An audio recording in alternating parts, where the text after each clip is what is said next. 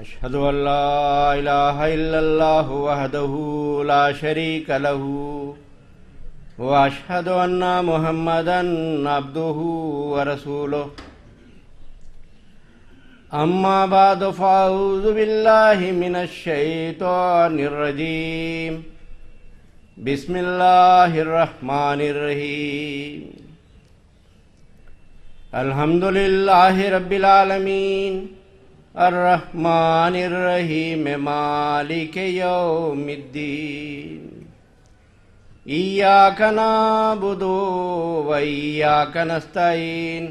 اہدنا الصراط المستقیم صراط الذین انعمت علیہم غیر المغضوب علیہم ولا الضالین۔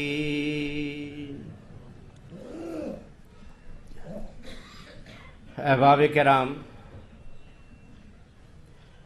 ہمارا ملک ہندوستان جو مختلف مذاہب اور مختلف دھرموں کے پائے جانے کے لحاظ سے ایک گلدستے کی حیثیت رکھتا ہے، اور یہ ہمارا ملک رشیوں، منیوں، نبیوں، اوتاروں اور ولیوں، صوفیوں، سنتوں کا دیش کہلاتا ہے، اور پھر مختلف قسم کے تہذیب اور تمدن اور مختلف قسم کے کلچر نے اس وسیع و عریض ملک کو دنیا کے تمام ممالک سے منفرد اور ممتاز کر دیا ہے۔ اگر ہمارے ملک کے باشندے مذہبی اختلافات سے اوپر اٹھ کر انسانیت کی اعلیٰ قدروں کو قائم کرتے ہوئے آپس میں سچی محبت اور اخوت اور بھائی چارہ قائم کر لیں اور سب ایک دوسرے کے دکھ سکھ میں شریک ہو کر پیار و محبت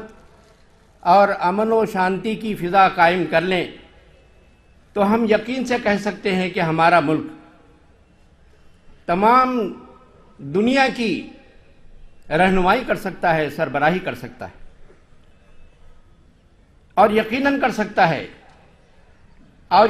ہمیں یہ یقین اس لیے ہے کہ اس زمانے کا امام اور اوتار حضرت محمد مصطفیٰ صلی اللہ علیہ وسلم کی نیابت میں اس ملک میں پیدا ہوا، اور عالمگیر اخوت اور محبت کی بنیاد اس بستی قادیان دارالامان میں رکھی گئی، اور آج محبت سب کے لیے،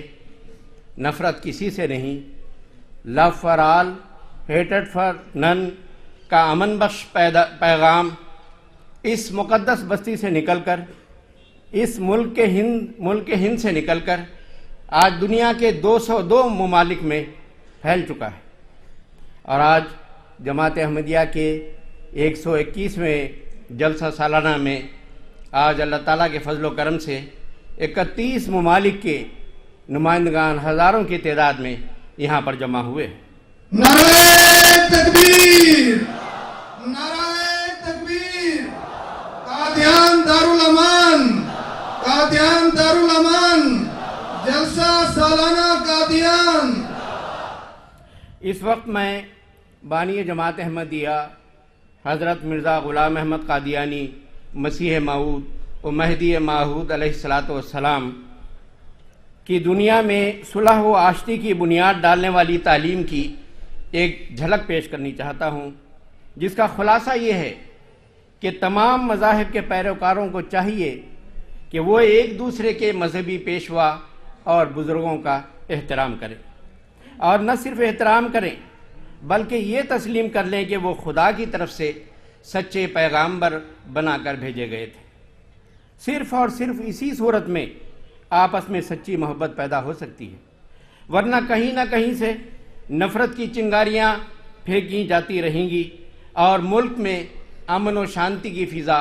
بھنگ کرنے کی کوشش کی جاتی رہے گی۔ سیدنا حضرت بانی جماعت احمدیہ علیہ الصلوۃ والسلام فرماتے ہیں،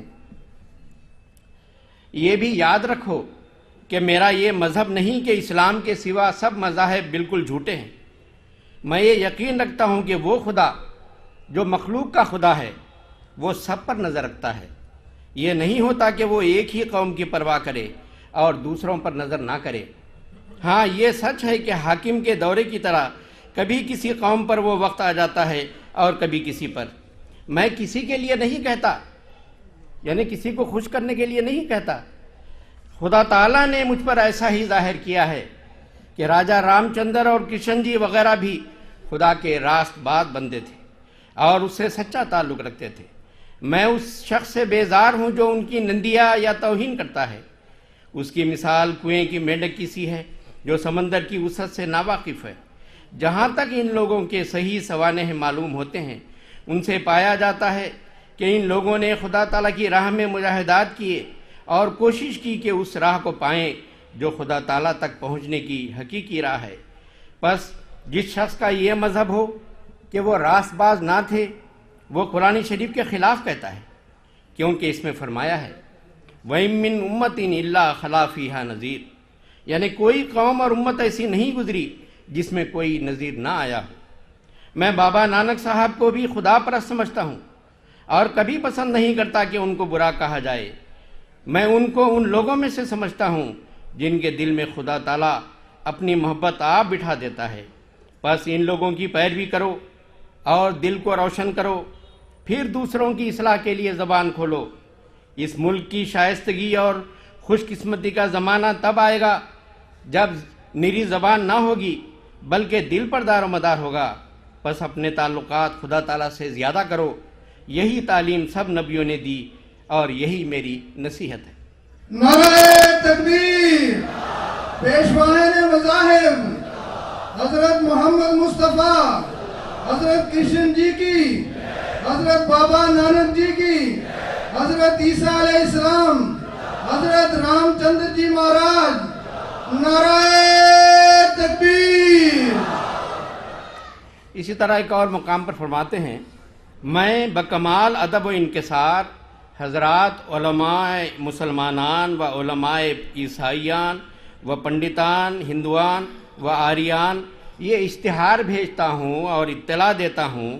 کہ میں اخلاقی و اعتقادی و ایمانی کمزوریوں اور غلطیوں کی اصلاح کے لیے دنیا میں بھیجا گیا ہوں، اور میرا قدم حضرت عیسیٰ علیہ السلام کے قدم پر ہے۔ انہی معنوں سے میں مسیح موعود کہلاتا ہوں، کیونکہ مجھے حکم دیا گیا ہے کہ محض فوق العادت نشانوں اور پاک تعلیم کے ذریعے سے سچائی کو دنیا میں پھیلاؤں۔ میں اس بات کا مخالف ہوں کہ دین کے لیے تلوار اٹھائی جائے اور مذہب کے لیے خدا کے بندوں کے خون کیے جائیں، اور میں مامور ہوں کہ جہاں تک مجھ سے ہو سکے ان تمام غلطیوں کو مسلمانوں میں سے دور کروں اور پاک اخلاق اور بردباری اور حلم اور انصاف اور راست بازی کی راہوں کی طرف ان کو بلاؤں۔ میں تمام مسلمانوں اور عیسائیوں اور ہندوؤں اور آریوں پر یہ بات ظاہر کرتا ہوں کہ دنیا میں کوئی میرا دشمن نہیں ہے۔ میں بنی نوع سے ایسی محبت کرتا ہوں کہ جیسے والد مہربان اپنے بچوں سے، بلکہ اس سے بڑھ کر۔ میں صرف ان باطل عقائد کا دشمن ہوں جن سے سچائی کا خون ہوتا ہے۔ انسان کی ہمدردی میرا فرض ہے، اور جھوٹ اور شرک اور ظلم اور ہر ایک بدعملی اور ناانصافی اور بد اخلاقی سے بیزاری میرا اصول۔ اسی طرح ایک اور مقام پر فرماتے ہیں، غور سے سننے کے لائق ہے یہ عبارت، فرماتے ہیں یہ خدا تعالیٰ کا شکر کرنے کا مقام ہے کہ ہم لوگ جو مسلمان ہیں ہمارے اصول میں یہ داخل ہے کہ گزشتہ نبیوں میں سے جن کے فرقے اور قومیں اور امتیں بکثرت دنیا میں پھیل گئی ہیں کسی نبی کی تکذیب نہ کریں، کیونکہ ہمارے اسلامی اصول کے موافق خدا تعالیٰ مفتری کو ہرگز یہ عزت نہیں بخشتا کہ وہ ایک سچے نبی کی طرح مقبول خلائق ہو کر ہزارہ فرقے اور قومیں اس کو مان لیں اور اس کا دین زمین پر جم جاوے اور عمر پائے۔ لہٰذا یہ فرض ہونا چاہیے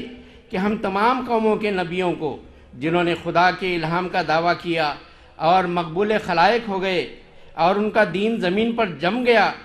خواہ وہ ہندی تھے یا فارسی چینی تھے یا عبرانی، خواہ کسی اور قوم میں سے تھے، در حقیقت سچے رسول مان لیں،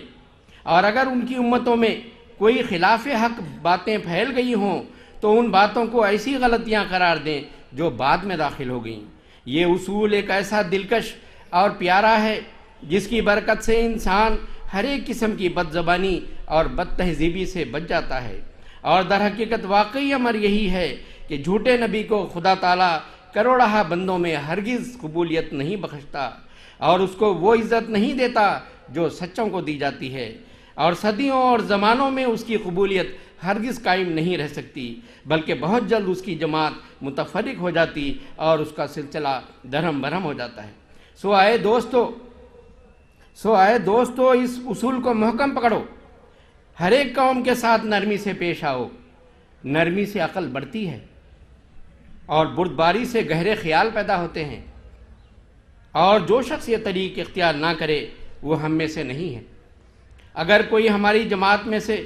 مخالفوں کی گالیوں اور سخت گوئی پر صبر نہ کر سکے تو اس کا اختیار ہے کہ عدالت کی روح سے چارہ جوئی کرے، مگر یہ مناسب نہیں ہے کہ سختی کے مقابل پر سختی کر کے کسی مفسدہ کو پیدا کرے۔ یہ تو وہ وصیت ہے جو ہم نے اپنی جماعت کو کر دی، اور ہم ایسے شخص سے بیزار ہیں اور اس کو اپنی جماعت سے خارج کرتے ہیں جو اس پر عمل نہ کرے۔ تو یہ نمونے کے طور پر چند اقتباسات حضرت بانی جماعت احمدیہ علیہ السلام کے میں نے آپ کے سامنے پیش کیے ہیں۔ اب میں سیدنا حضرت امیر المومنین خلیفۃ المسیح الخامس ایدہ اللہ تعالیٰ بنصر العزیز کے کل کے خطبہ جمعہ کے حوالے سے، جس میں حضور نے خاص طور پر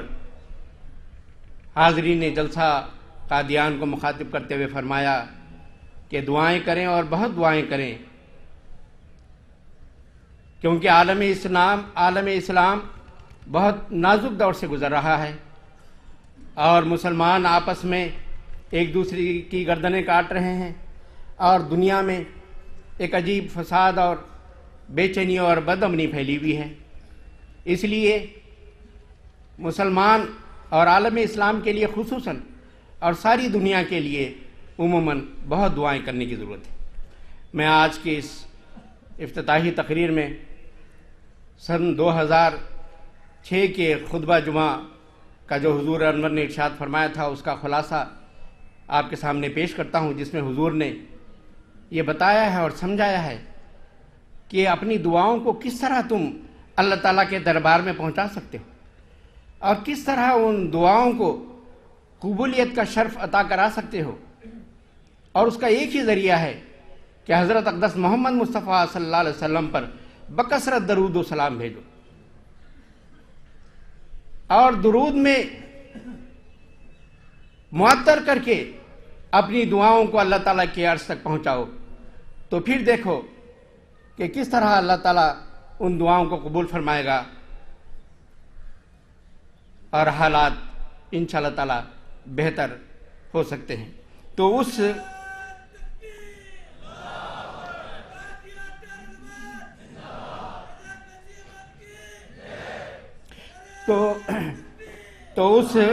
خطبہ جمعہ کا خلاصہ میں مختصر آپ کے سامنے پیش کر رہا ہوں۔ حضور انور ایدہ اللہ تعالیٰ فرماتے ہیں، ہر احمدی کو آج کل دعاؤں کی طرف بہت زیادہ توجہ دینے کی ضرورت ہے، کیونکہ عالم اسلام اپنی ہی غلطیوں کی وجہ سے انتہائی خوفناک حالت سے دوچار ہے۔ اگر ہمارے اندر حضرت صلی اللہ علیہ وسلم سے سچا عشق اور محبت ہے تو ہمیں امت کے لیے بھی بہت زیادہ دعائیں کرنی چاہیے، اس طرف توجہ دینے کی ضرورت ہے، اور جو ہم پہلے بھی کر رہے ہیں، لیکن آج میں توجہ دلانی چاہتا ہوں کہ دعائیں ہمیں کس طرح کرنی چاہیے۔ یہ دعا کرنے کے طریقے اور اسلوب بھی ہمیں حضرت صلی اللہ علیہ وسلم نے ہی سکھائے ہیں، جن سے ہماری بھی اصلاح ہوتی ہے، اور دعا کی قبولیت کے نظارے بھی ہم دیکھ سکتے ہیں۔ ایک حدیث میں آتا ہے، حضرت عمر بن خطاب رضی اللہ تعالیٰ عنہ فرماتے ہیں، حضرت صلی اللہ علیہ وسلم نے فرمایا کہ دعا آسمان اور زمین کے درمیان ٹھہر جاتی ہے، اور جب تک تو اپنے نبی صلی اللہ علیہ وسلم پر درود نہ بھیجے اس میں سے کوئی حصہ بھی خدا تعالیٰ کے حضور پیش ہونے کے لیے اوپر نہیں جاتا۔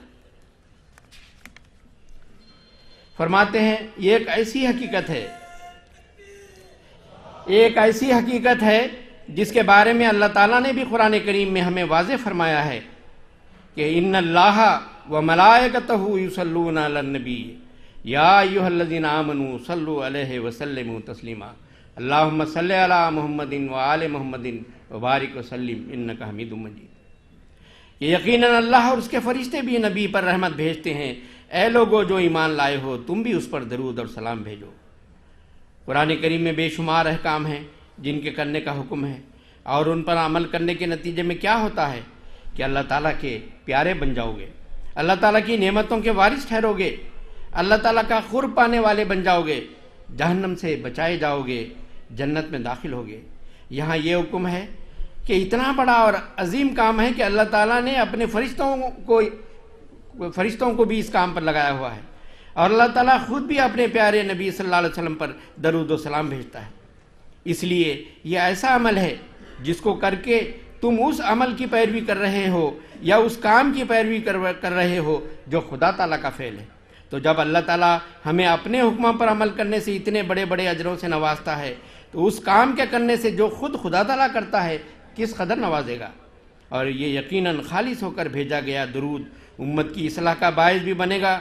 امت کو رسوائی سے بچانے کا باعث بھی بنے گا، اور ہماری اصلاح کا باعث بھی بنے گا، اور ہماری دعاؤں کی قبولیت کا ذریعہ بھی بنے گا، ہمیں دجال کے فتنوں سے بچانے کا ذریعہ بھی بنے گا۔ حضور فرماتے ہیں احادیث میں درود کے مختلف روایات ملتی ہیں، فوائد کے متعلق مختلف روایات ملتی ہیں۔ ایک روایت میں حضرت صلی اللہ علیہ وسلم نے فرمایا کہ قیامت کے دن لوگوں میں سے سب سے زیادہ میرے نزدیک وہ شخص ہوگا جو ان میں سے سب سے زیادہ مجھ پر درود بھیجنے والا ہوگا۔ پھر فرمایا جو شخص دلی خلوص سے ایک بار درود بھیجے گا اس پر اللہ تعالیٰ 10 بار درود بھیجے گا، اور اسے 10 درجات کی رفعت بخشے گا، اور اس کی 10 نیکیاں لکھے گا اور 10 گناہ معاف کرے گا۔ اب دیکھیں دلی خلوص شرط ہے۔ بہت سے لوگ دعائیں کرنے یا کروانے والے یہ لکھتے ہیں کہ ہم دعائیں بھی بہت کر رہے ہیں، آپ بھی دعا کریں اور درود بھی پڑھتے ہیں، لیکن لمبا عرصہ ہو گیا ہے ہماری دعائیں قبول نہیں ہوتی۔ حضرت مسیح موعود علیہ الصلوۃ والسلام فرماتے ہیں کہ درود شریف جو حصول استقامت کا ایک زبردست ذریعہ ہے، بکثرت پڑھو، مگر نہ رسم اور عادت کے طور پر بلکہ رسول اللہ صلی اللہ علیہ وسلم کے حسن اور احسان کو مد نظر رکھ کر، اور آپ کے مدارج اور مراتب کی ترقی کے لیے اور آپ کی کامیابیوں کے واسطے۔ اس کا نتیجہ یہ ہوگا کہ قبولیت دعا کا شیریں اور لذیذ پھل تم کو ملے گا۔ بس یہ ہیں درود بھیجنے کے طریقے۔ پھر آپ نے فرمایا، یعنی حضرت اقدس مسیح موعود علیہ الصلوۃ والسلام نے، اے لوگو اس محسن نبی پر درود بھیجو جو خداوند رحمان و منان کی صفات کا مظہر ہے، کیونکہ احسان کا بدلہ احسان ہی ہے، اور جس دل میں آپ کے احسانات کا احساس نہیں اس میں یا تو ایمان ہے ہی نہیں، اور یا پھر وہ ایمان کو تباہ کرنے کے در پہ ہے۔ اے اللہ اس امی رسول اور نبی پر درود بھیج جس نے آخرین کو بھی پانی سے سیر کیا ہے، جس طرح اس نے اولین کو سیر کیا اور انہیں اپنے رنگ میں رنگین کیا تھا اور انہیں پاک لوگوں میں داخل کیا تھا۔ اس طرح خالص ہو کر درود بھیجیں گے جس سے ایک جماعتی رنگ بھی پیدا ہو جائے تو وہ ایسا درود ہے جو پھر اپنے اثرات بھی دکھاتا ہے۔ ایسے لوگ جو کہتے ہیں کہ درود کا اثر نہیں ہوتا، ان پر اس حدیث سے بھی اور حضرت مسیح موعود علیہ الصلوۃ والسلام کے اس کلام سے بھی بات واضح ہو جانی چاہیے، اور کبھی بھی درود بھیجنے سے تنگ نہیں آنا چاہیے بلکہ اپنے نفس کو ٹٹولنا چاہیے۔ حضرت صلی اللہ علیہ وسلم نے فرمایا ہے جو مجھ پر درود نہ بھیجے وہ بڑا بخیل اور کنجوس ہے، اور اس بخل کی وجہ سے جہاں وہ بخل کرنے کا گناہ اپنے اوپر سہر رہا ہوتا ہے وہاں اللہ تعالیٰ کے فضلوں سے بھی محروم ہو رہا ہوتا ہے۔ جیسا کہ ہم دیکھ چکے ہیں کہ ایک بار درود بھیجنے والے پر اللہ تعالیٰ 10 مرتبہ درود بھیجتا ہے۔ یہ اللہ تعالیٰ کی سلامتی حاصل کرنا تو ایسا سودا ہے کہ حضرت صلی اللہ علیہ وسلم کے صحابہ بھی اور حضرت مسیح موعود علیہ الصلوۃ والسلام کے بعد صحابہ بھی سب دعائیں چھوڑ کر صرف درود ہی بھیجایا کرتے تھے۔ تو یہ جو آج کل نام نہاد جہاد ہو رہے ہیں، غیروں سے بھی جنگیں ہیں اور آپس میں بھی ایک دوسرے کی گردنیں کاٹی جا رہی ہیں، اب ان علماء سے کوئی پوچھے کہ تم جو بے علم اور ان پڑھ مسلمانوں کے جذبات کو ابھار کر، جو مذہبی جوش میں آ کر اپنی طرف سے غیرت اسلامی کا مظاہرہ کرتے ہوئے غلط حرکتیں کرتے ہیں، ان کی جو تم غلط رہنمائی کرتے ہو، تو یہ کون سا اسلام ہے؟ اسلام کی تعلیم تو یہ ہے کہ جب تم حضرت صلی اللہ علیہ وسلم کے بارے میں نازیبہ کلمات سنو،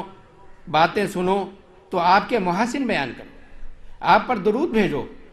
یہ تمہارے جہاد سے زیادہ افضل ہے، جان دینے سے زیادہ بہتر ہے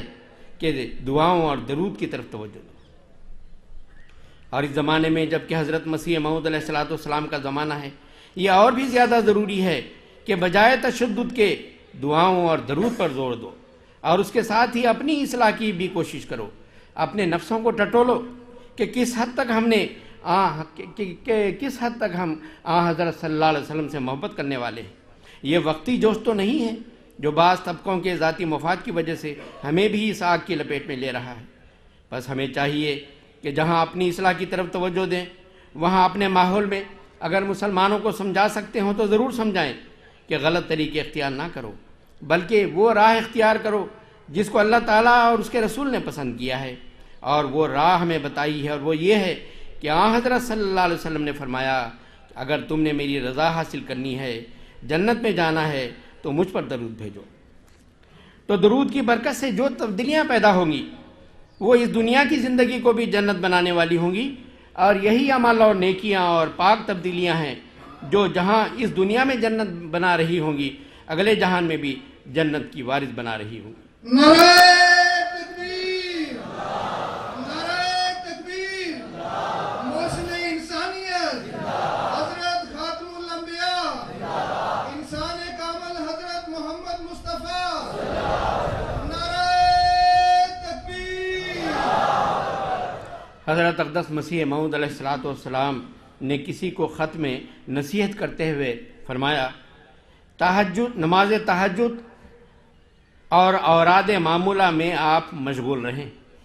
تہجد میں بہت سی برکات ہیں. بیکاری کچھ چیز نہیں، بیکار اور آرام پسند کچھ وزن نہیں رکھتا. وقال اللہ تعالی والذین جاہدوا فینا لنہدینہم سبلنا، العنکبوت آیت 70. یعنی وہ لوگ جو ہماری راہ میں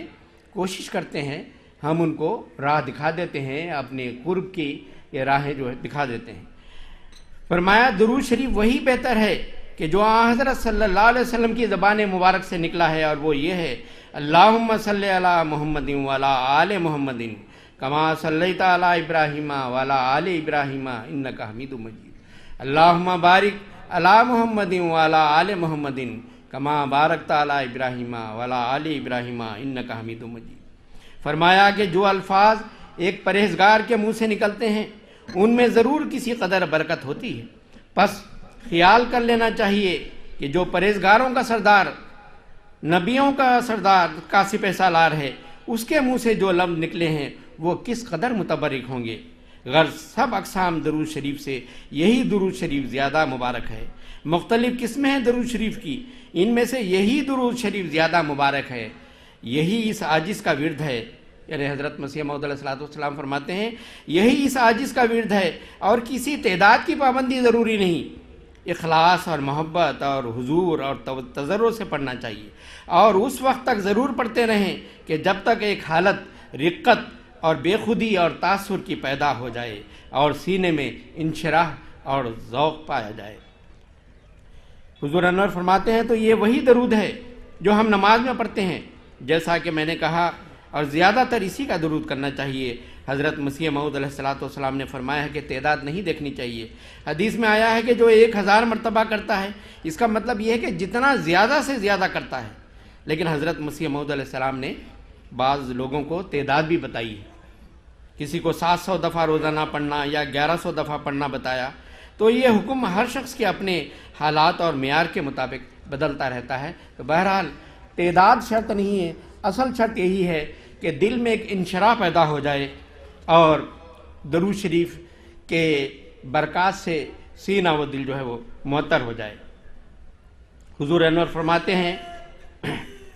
حضور انور یہاں سے جو اسٹیج سے نعرے لگ رہے ہیں اسی کا جواب دیں، ادھر ادھر سے نعرے مہربانی کر کے نہ لگائیں، توجہ سے سنیں. حضور انور فرماتے ہیں یہ زمانہ جو آخرین کا زمانہ ہے، جس زمانے سے اسلام کی فتوحات وابستہ ہیں، اور یہ فتوحات ہم سب جانتے ہیں کہ تلواروں یا بندوقوں یا توپوں اور گولوں سے نہیں ہوں گی۔ اس میں سب سے بڑا ہتھیار دعا کا ہے، پھر دلائل و براہین کا ہتھیار ہے جو حضرت مسیح موعود علیہ السلام کو دیا گیا ہے، اور اسی کے ذریعے سے انشاءاللہ تعالی اسلام نے غالب آنا ہے۔ اور دعاؤں کی قبولیت کے لیے اور اللہ تعالیٰ کا قرب اور برکات حاصل کرنے کے لیے اللہ تعالیٰ نے ہمیں بتا دیا ہے۔ ہم آیت میں دیکھ چکے ہیں کہ نبی صلی اللہ علیہ وسلم پر درود بھیجو، اور مختلف احادیث سے بھی ہم نے دیکھ لیا کہ یہ سب کچھ بغیر حضرت صلی اللہ علیہ وسلم پر درود بھیجنے کے ممکن نہیں ہے۔ اور حضرت مسیح موعود علیہ السلام نے بھی یہی بتایا ہے کہ مجھے جو مقام ملا ہے اسی درود بھیجنے کی وجہ سے ملا ہے، اور اسلام کی آئندہ فتوحات کے ساتھ بھی اس کا خاص تعلق ہے۔ اپنے اس مقام کے بارے میں جو اللہ تعالیٰ نے آپ کو مسیح و مہدی بنا کر دنیا میں بھیجنے کی صورت میں دیا، ایک الہام کا ذکر کرتے ہوئے آپ فرماتے ہیں، بعد اس کے جو الہام ہے وہ یہ ہے کہ صلی علی محمد و آل محمد سید ولد آدم و خاتم النبیین، اور درود بھیج محمد اور آل محمد پر جو سردار ہے آدم کے بیٹوں کا اور خاتم الانبیاء ہے صلی اللہ علیہ وسلم۔ فرمایا یہ اس بات کی طرف اشارہ ہے کہ یہ سب مراتب اور تفضلات اور عنایات اسی کے طفیل سے ہیں، اسی سے محبت کرنے کا یہ صلہ ہے۔ سبحان اللہ، اس سرور کائنات کے حضرت احدیت میں کیا ہی اعلیٰ مراتب ہیں، اور کس قسم کا قرب ہے کہ اس کا محب خدا کا محبوب بن جاتا ہے، اور اس کا خادم ایک دنیا کا مخدوم بنایا جاتا ہے، یعنی دنیا اس کی خادم ہو جاتی ہے۔ اس مقام پر مجھ کو یاد آیا کہ ایک رات اس عاجز نے اس کثرت سے درود شریف پڑھا کہ دل و جان اس سے معطر ہو گیا۔ اسی رات خواب میں دیکھا کہ آب زلال کی شکل پر نور کی مشقیں اس عاجز کی مکان میں فرشتے لیے آتے ہیں، اور ایک نے ان میں سے کہا کہ یہ وہی برکات ہیں جو تو نے محمد کی طرف بھیجی تھی صلی اللہ علیہ وسلم۔ اور ایسا ہی عجیب ایک اور قصہ یاد آیا کہ ایک مرتبہ الہام ہوا جس کے معنی یہ تھے کہ ملائے اعلیٰ کے لوگ خصومت میں ہیں، یعنی ارادہ الہی احیاء دین کے لیے جوش میں ہیں، دین کو نئے سرے سے زندہ کرنے کے لیے، لیکن ہنوز ملائے اعلیٰ پر شخص محیی کی تعین ظاہر نہیں ہوئی۔ جس نے زندہ کرنا ہے پتہ نہیں لگ رہا وہ کون ہے، اس لیے وہ اختلاف میں ہے۔ اسی اثنا میں خواب میں دیکھا کہ لوگ ایک محیی کو تلاش کرتے پھرتے ہیں، یعنی زندہ کرنے والے، قوموں کو زندہ کرنے والے کو تلاش کرتے پھرتے ہیں، اور ایک شخص اس عاجز کے سامنے آیا، یعنی حضرت مسیح موعود علیہ السلام کے سامنے آیا، اور اشارے سے اس نے کہا ھذا رجل یحب رسول اللہ، یعنی یہ وہ آدمی ہے جو رسول اللہ صلی اللہ علیہ وسلم سے محبت رکھتا ہے۔ اور اس قول سے یہ مطلب تھا کہ شرط اعظم اس عہدے کی محبت رسول ہے، سو وہ اس شخص میں متحقق ہے، یعنی اس میں موجود ہے۔ اور ایسا ہی الہام متذکرہ بالا میں جو آل رسول پر درود بھیجنے کا حکم ہے، سو اس میں بھی یہی سر ہے کہ افاضہ انوار الہی میں محبت اہل بیت کو بھی نہایت عظیم دخل ہے، اور جو شخص حضرت احدیت کے مقربین میں داخل ہوتا ہے وہ انہی طیبین طاہرین کی وراثت پاتا ہے، اور تمام علوم و معارف میں ان کا وارث ٹھہرتا ہے۔ پس حضور انور فرماتے ہیں، پس آج احیاء دین کے لیے، اسلام کی کھوئی ہوئی شان و شوکت واپس لانے کے لیے، حضرت صلی اللہ علیہ وسلم کے دفاع میں کھڑا ہونے کے لیے اللہ تعالیٰ نے جس جری اللہ کو کھڑا کیا ہے اس کے پیچھے چلنے سے، اور اس کے دیے ہوئے براہین اور دلائل سے جو اللہ تعالیٰ نے اسے بتائے ہیں، اور اس کی تعلیم پر عمل کرنے سے، اور حضرت صلی اللہ علیہ وسلم کا جھنڈا پوری آب و تاب اور شان و شوکت کے ساتھ دنیا میں لہرائے گا انشاءاللہ تعالیٰ، اور لہراتا چلا چلے گا۔ نعرہ تکبیر، نعرہ تکبیر، عاشق رسول غلام احمد کی، عاشق رسول غلام احمد کی، نعرہ تکبیر۔ حضرت اقدس مسیح موعود علیہ السلام اس زمانے کی اہمیت بیان کرتے ہوئے اور لوگوں کو توجہ دلاتے ہوئے فرماتے ہیں، اس کا خلاصہ یہ ہے کہ اسلام پر کیسے سخت دین ہے، اس لیے اللہ تعالیٰ نے ایک سلسلہ قائم فرمایا جو کھوئی ہوئی عظمت کو بحال کرے گا۔ اس لیے مسلمانوں کو فرمایا ہے کہ اب اپنی ضدیں چھوڑو اور غور کرو کہ کیا اللہ تعالیٰ ایسے حالات میں بھی کہ حضرت صلی اللہ علیہ وسلم کی ذات پر ہر طرف سے حملے ہو رہے ہیں، ان کی عزت قائم کرنے کے لیے جوش میں نہیں آیا۔ جبکہ وہ درود بھیجتا ہے۔ اقتباس پورا اس طرح ہے، حضرت اقدس مسیح موعود علیہ الصلوۃ والسلام فرماتے ہیں، یہ زمانہ کیسا مبارک زمانہ ہے کہ خدا تعالیٰ نے ان پرآشوب دنوں میں محض اپنے فضل سے حضرت صلی اللہ علیہ وسلم کی عظمت کے اظہار کے لیے یہ مبارک ارادہ فرمایا کہ غیب سے اسلام کی نصرت کا انتظام فرمایا اور ایک سلسلے کو قائم فرمایا۔ میں ان لوگوں سے پوچھنا چاہتا ہوں جو اپنے دل میں اسلام کے لیے ایک درد رکھتے ہیں اور اس کی عزت اور وقت ان کے دلوں میں ہے، وہ بتائیں کہ کیا کوئی زمانہ اس سے بڑھ کر اسلام پر گزرا ہے جس میں اس قدر سب و شتم اور توہین حضرت صلی اللہ علیہ وسلم کی گئی ہو اور قرآن شریف کی حد تک کی ہوئی ہو؟ پھر مجھے مسلمانوں کی حالت پر سخت افسوس اور دلی رنج ہوتا ہے، اور بعض وقت میں اس درد سے بے قرار ہو جاتا ہوں کہ ان میں اتنی حس بھی باقی نہ رہی کہ اس بے عزتی کو محسوس کر لیں۔ کیا حضرت صلی اللہ علیہ وسلم کی کچھ بھی عزت اللہ تعالیٰ کو منظور نہ تھی، جو اس قدر سب و شتم پر بھی وہ کوئی آسمانی سلسلہ قائم نہ کرتا اور ان مخالفین اسلام کے منہ بند کر کے آپ کی عظمت اور پاکیزگی کو دنیا میں پھیلاتا، جبکہ خود اللہ تعالیٰ اور اس کے ملائکہ حضرت صلی اللہ علیہ وسلم پر درود بھیجتے ہیں کہ اس توہین کے وقت میں اس صلاۃ کا اظہار کس قدر ضروری ہے، اور اس کا ظہور اللہ تعالیٰ نے اس سلسلے کی صورت میں کیا ہے، یعنی سلسلہ عالیہ احمدیہ کی صورت میں۔ یہ حضور فرماتے ہیں یہ فقرہ دیکھیں کہ اس طرح جماعت احمدیہ پر بہت بڑی ذمہ داری پڑتی ہے، یعنی اللہ تعالیٰ نے اس سلسلے کو، اس پاک جماعت کو محض اور محض حضرت اقدس محمد مصطفیٰ صلی اللہ علیہ وسلم کی عظمت شان کو دنیا میں بلند کرنے کے لیے اور حضرت صلی اللہ علیہ وسلم کا جھنڈا دنیا میں بلند کرنے کے لیے قائم فرمایا ہے۔ پس جہاں ایسے وقت میں جب حضرت صلی اللہ علیہ وسلم کے خلاف ایک طوفان بے بدتمیزی مچا ہوا ہے، یقیناً اللہ تعالیٰ کے فرشتے آپ پر درود بھیجتے ہوں گے، بھیج رہے ہوں گے اور بھیج رہے ہیں۔ ہمارا بھی کام ہے، جنہوں نے اپنے آپ کو حضرت صلی اللہ علیہ وسلم کے اس عاشق صادق اور امام الزمان کے سلسلے اور اس کی جماعت سے منسلک کیا ہوا ہے، کہ اپنی دعاؤں کو درود میں ڈھال دیں، اپنی دعاؤں کو درود میں ڈھال دیں، اور فضا میں اتنا درد و صدق کے دل کے ساتھ بکھیریں کہ فضا کا ہر ذرہ درود سے مہک اٹھے، اور ہماری تمام دعائیں اس درود کے وسیلے سے خدا تعالیٰ کے دربار میں پہنچ کر قبولیت کا درجہ پانے والی ہوں۔ اللہ تعالیٰ ہم کو اس کی توفیق عطا فرمائے۔ آخر میں اجتماعی دعا سے پہلے میں سیدنا حضرت اقدس مسیح موعود علیہ الصلوۃ والسلام کی وہ دعائیں پڑھ کر سناتا ہوں، اور آپ بھی اس ہر دعا پر آمین کہیں جو جلسہ سالانہ میں شریک ہونے والوں کے لیے حضرت اقدس مسیح موعود علیہ الصلوۃ والسلام نے فرمائی۔ حضور فرماتے ہیں ہر ایک صاحب جو اس للہی جلسے کے لیے سفر اختیار کریں، خدا تعالیٰ ان کے ساتھ ہو اور ان کو اجر عظیم بخشے